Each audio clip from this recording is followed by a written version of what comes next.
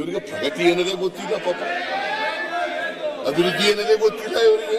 ಬರೀ ಲೂಟಿ ಹೊಡೆಯೋದು ಅಷ್ಟೇ ಗೊತ್ತಿರೋದು ಇವರಿಗೆ. ನ್ಯಾಯ ಹಿಂಭಾಗದಿಂದ ಬರೋದು ಅಷ್ಟೇ ಗೊತ್ತಿರೋದು. MLA ದುಡ್ಡು ಕೊಟ್ಟು ಕೊಂಡ್ಕೊಳ್ಳೋದಷ್ಟೇ ಗೊತ್ತಿರೋದು ಇವರಿಗೆ. ಜನರ ಆಶೀರ್ವಾದ ಪಡಿತಕ್ಕಂತ ಯೋಗ್ಯತೆ ಇಲ್ಲ ಇವರಿಗೆ. ಜನರ ಆಶೀರ್ವಾದ ಪಡೆದ ಅಧಿಕಾರಕ್ಕೆ ಬರ್ತಕ್ಕಂತ ಯೋಗ್ಯತೆ ಇಲ್ಲ. ಇವರು ನಮಗೆ ಪಾಠ ಹೇಳ್ಕೊಡದ, ದೇಶಭಕ್ತಿ ಬಗ್ಗೆ ಪಾಠ ಹೇಳದ. ಸ್ವಾತಂತ್ರ್ಯ ಹೋರಾಟದಲ್ಲಿ ಹೆಡ್ಗೇವಾರ್ ಭಾಗವಹಿಸಿದ್ರ?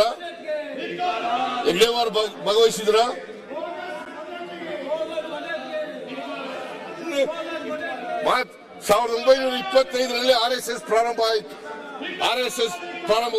ಹುಟ್ಟಿತು RSS. ಇವರು ಯಾವತ್ತಾರು ಕೂಡ ಸ್ವಾತಂತ್ರ್ಯ ಹೋರಾಟದ ಏನ್ ತುದಿನಲ್ಲಿದ್ದಂತ ಸಂದರ್ಭ ಅವತ್ತೇನಾದ್ರೂ ಭಾಗವಹಿಸಿದ್ರ? ಹೆಡ್ಗೇವಾರ್ ಭಾಗವಹಿಸಿದ್ರ? ಗೋಲ್ವಾಲ್ಕರ್ ಭಾಗವಹಿಸಿದ್ರ? ಈ ದೇಶಕ್ಕೆ ಸ್ವಾತಂತ್ರ್ಯ ತಂದುಕೊಟ್ಟವರು ಕಾಂಗ್ರೆಸ್. ಇವರು ಬಂದು ಹಿಂಭಾಗಲಿಂದ ಬಂದು ಅನುಭವಿಸ್ತಕ್ಕಂಥವ್ರು. ಇವರು ಬಂದು ಬಾಯಿ ಬಂದ ಮಾತಾಡ್ತಾರೆ. ಮನುವಾದದಲ್ಲಿ ನಂಬಿಕೆ ಇಟ್ಕೊಂಡಿರ್ತಕ್ಕಂಥವ್ರು ಇವರು. ಸಂವಿಧಾನಕ್ಕೆ ಗೌರವ ಇಲ್ಲ ಇರ್ತಕ್ಕಂಥವ್ರು ಇವರು. ಸಂವಿಧಾನವನ್ನು ವಿರೋಧ ಮಾಡತಕ್ಕಂಥವ್ರು ಇವರು.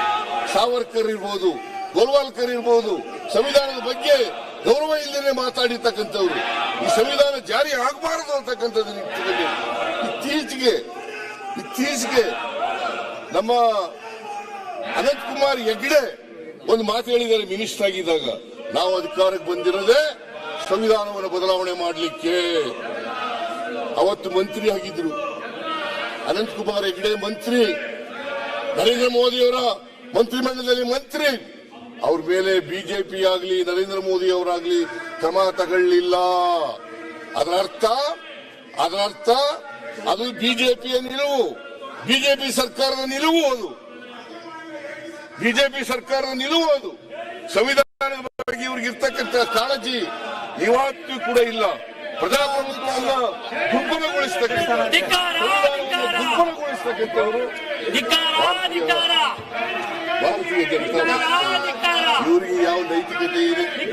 ಇವರಿಗೆ ದೇಶಭಕ್ತಿ ಬಗ್ಗೆ ಮಾತಾಡಕ್ಕೆ ಯಾವ ನೈತಿಕತೆ ಇದೆ? ಸ್ವಾತಂತ್ರ್ಯ ಮಹಾತ್ಮ ಗಾಂಧೀಜಿಯವರನ್ನೇ ಮುಂದಕ್ಕೆ ತಂದವರು. ಆ ಗೋಡ್ಸೆಯವರ ಪೂಜೆ ಮಾಡ್ತಕ್ಕಂಥವ್ರು ಇವರು. ನಾಥುರಾಮ್ ಗೋಡ್ಸೆ ಪೂಜೆ ಮಾಡ್ತಕ್ಕಂಥವ್ರು ಇವರು. ಇವರು ನಮಗೆ ದೇಶಭಕ್ತಿ ಬಗ್ಗೆ, ಸ್ವಾತಂತ್ರ್ಯ ತಂದುಕೊಟ್ಟಂತ ಮಹಾತ್ಮ ಗಾಂಧೀಜಿಯವರನ್ನು ಕೊಂದವರು ಇವರು ನಮಗೆ ದೇಶಭಕ್ತಿ ಬಗ್ಗೆ ಪಾಠ ಹೇಳ್ಕೊಡ್ತಕ್ಕಂಥದ್ದು.